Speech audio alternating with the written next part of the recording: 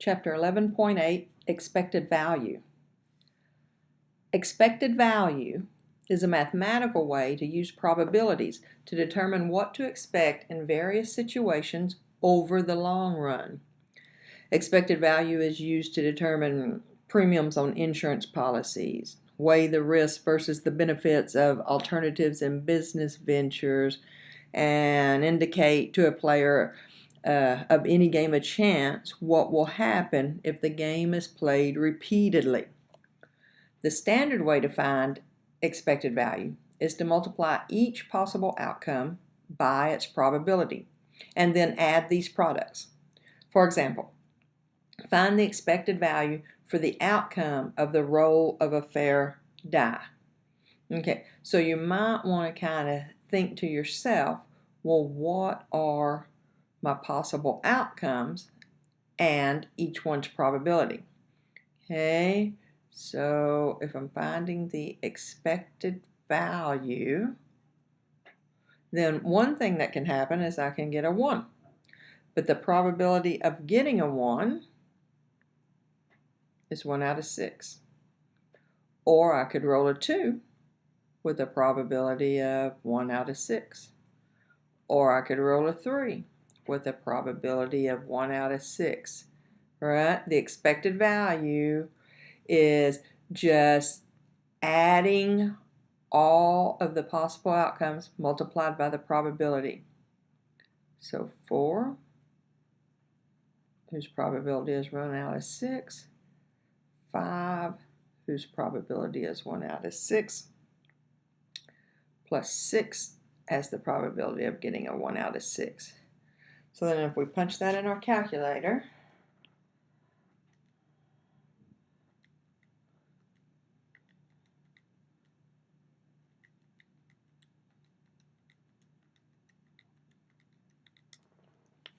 we get 3.5. So the expected value of the roll of a fair die is 3.5. This means that if the die is rolled repeatedly, then there is an average of 3.5 dots per roll over the long run. This expected value cannot occur on a single roll of the die. And if you just roll the die a few times, it doesn't mean you'll have an average of 3.5. It means in the long run, the average of the various outcomes that occur when a fair die is rolled will be 3.5. So this is really important because you're going to be asked questions on the test like explain what this means. And you have to have the wording somewhere in your explanation that this means on average in the long run. Right? It's not just on average what happens, but in the long run, on average, this is what you can expect. Empirical probabilities can be determined in many situations by examining what has occurred in the past. Remember that term from before, empirical or experimental probabilities. Once probabilities have been assigned to all possible outcomes, expected value can indicate what is expected to happen in the long run. Business decisions are interpreted in terms of dollars and cents. In these situations, expected value is calculated by multiplying the gain or loss for each possible outcome by its probability. The sum of these products is the expected value. So for example, let's look at this problem. You are a realtor considering listing a $500,000 house. The cost of advertising and providing food for other realtors during open showings is anticipated to cost you $5,000. The house is quite unusual, and you are given a 4-month listing. If the house is unsold after 4 months, you lose the listing and receive nothing. You anticipate that the probability you sell your own listed house is 0.3. The probability that another agent sells your listing is 0.2. and the probability that the house is unsold after 4 months is 0.5. If you sell your own listed house, the commission is a hefty $30,000. If another realtor sells your listing, the commission is $15,000. The bottom line is you should not take the listing unless you anticipate earning at least $6,000. So then the question is, should you list the house? Okay, let's think about this. The expected value in this situation is the sum of each income possibility times its probability. The expected value represents the amount you can anticipate earning if you take the listing. If the expected value is not at least $6,000, you should not list the house. Now, the possible incomes listed, the $30,000, $15,000, and $0, do not take into account your $5,000 costs. So because of these costs, each amount needs to be reduced by $5,000. Thus, you can gain $25,000, $10,000, or lose $5,000. Right? So we might want to summarize that in a table. Let's just say, let's see. Let's do our outcome. Right. Gain, loss, and probability.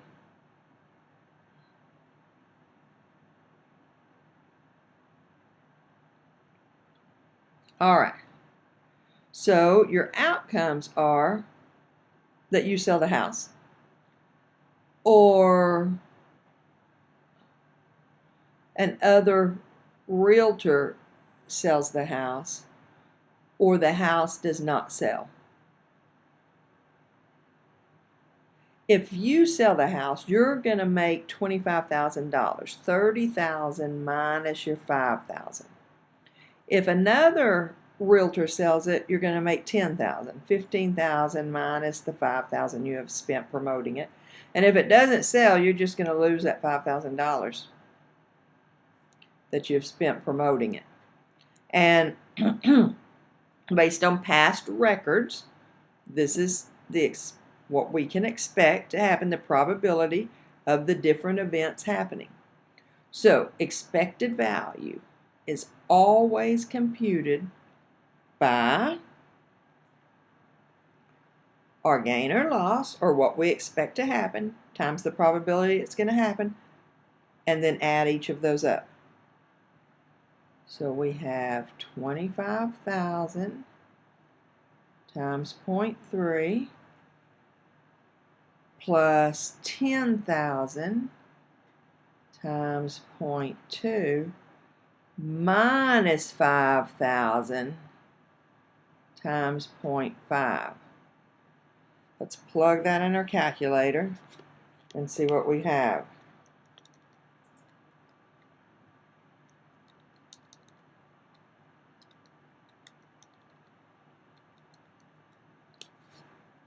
$7,000. Come on, pen.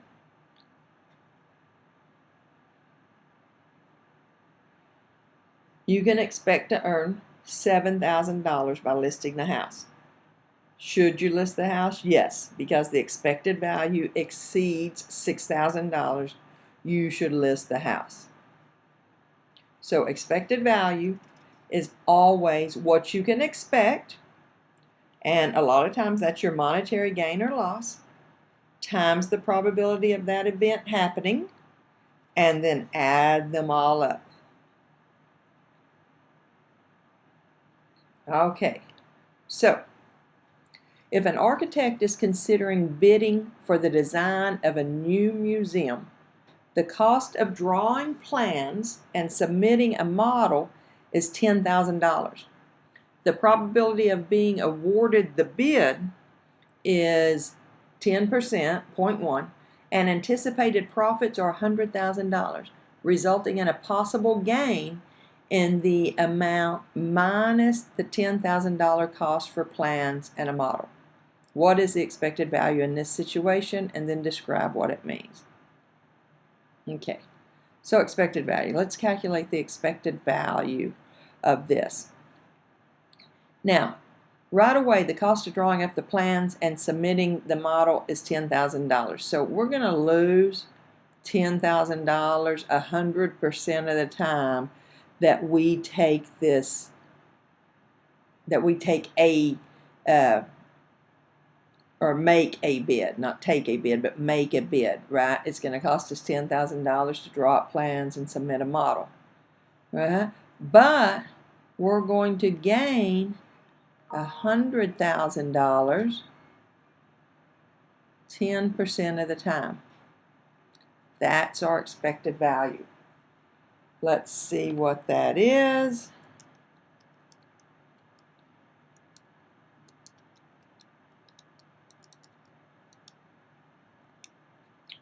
Zero. Our expected value is zero. Describe what this value means. Well, that means if we don't change our business model, in the long run, we're not going to make any money, right? It doesn't mean that we're not going to make any money on this one bid. On average, in the long run, under these conditions, we will never make any money. We will continue to break even. In a product liability case, a company can settle out of court. Okay, a company can settle out of court for a loss of $350,000 or go to trial, losing $700,000 if found guilty and nothing if found not guilty. Lawyers for the company estimate the probability of a not guilty verdict to be 0.8. Find the expected value of the amount the company can lose by taking the case to court. Should the company settle out of court? Well, let's find the expected value and see.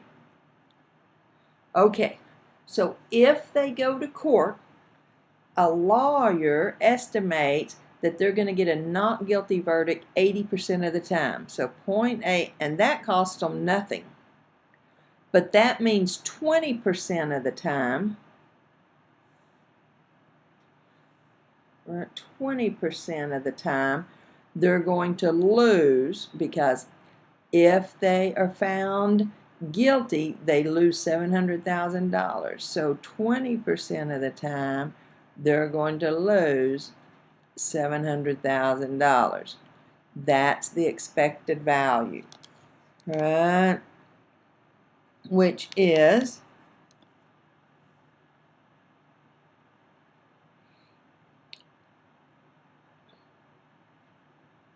$140,000. And the negative just indicates they're going to be losing $140,000. The answer is lose $140,000, right? By going to court. So, should the company settle out of court? No. If they settle out of court, it's going to cost them $350,000. And on average, in the long run, if they go to court, it's only going to cost them $140,000 for each case. Let's look at the next one. A game is played using one die. If the die is rolled and shows a 1, the player wins $5. If the die shows any number other than 1, the player wins nothing. If there's a charge of $1 to play the game, what is the game's expected value, and what does this mean? So the expected value is, right off the bat, there's a charge of $1 to play the game. So 100% of the time, it costs you $1 to play the game, and you're going to lose that dollar every time you play. But if the die shows a 1, you win $5. But how often does that happen? 1 out of 6. Here's the expected value. Right, let's plug this in the calculator. And we get negative 0.16667. Since we're talking about money, right, we're going to round that.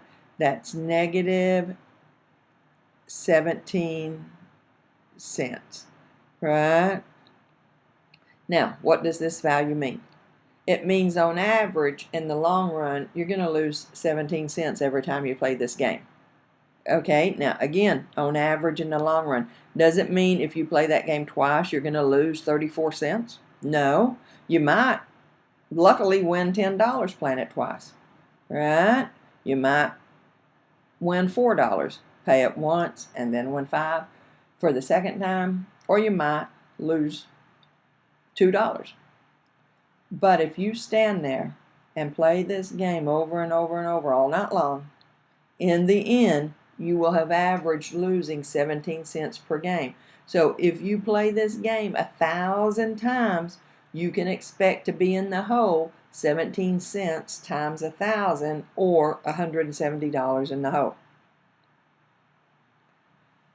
Okay, what about this one? The spinner on a wheel of fortune can land with an equal chance on any one of 10 regions. Okay, 3 regions are red, 4 are blue, 2 are yellow, and 1 is green. A player wins $4 if the spinner stops on red, and $2 if it stops on green. The player loses $2 if it stops on blue, and $3 if it stops on yellow. What is the expected value? Okay, so let's find the expected value. And it doesn't cost you anything to play. There's no mention of costing anything to play. So I'm just going to say I win $4 if it stops on red. Well, the probability of it stopping on red, there are 3 regions that are red out of the 10. So we can say 3/10 or 0.3. Plus, I'm going to win $2 if it stops on green. And there's 1 green. So 1/10 is the probability it'll stop on green. I'm going to lose $2 if it stops on blue, and there are 4 blues, so 4/10. And I'm going to lose $3 if it stops on yellow.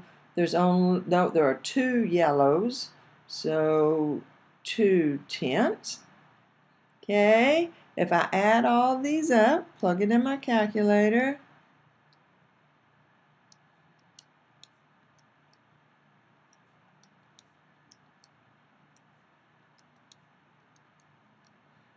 It equals 0.